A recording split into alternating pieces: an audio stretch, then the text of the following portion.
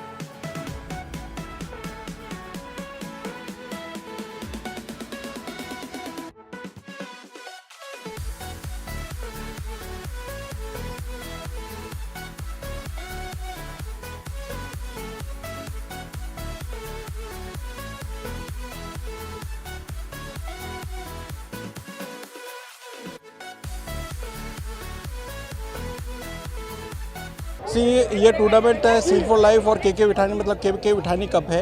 So basically इसमें 7 से लेके 18 साल तक के बॉयज़ के लिए और ओपन कैटेगरी में गर्ल्स के लिए टूर्नामेंट है ये। और सील फॉर लाइफ इस टूर्नामेंट का पार्ट बन के बहुत ही मतलब गौरवान्वित करती है, गर्व महसूस करती है, क्योंकि ये प्रधानमंत्री श्री नरेंद्र मोदी जी की फिट इंडिया मूवमेंट के तहत है ये।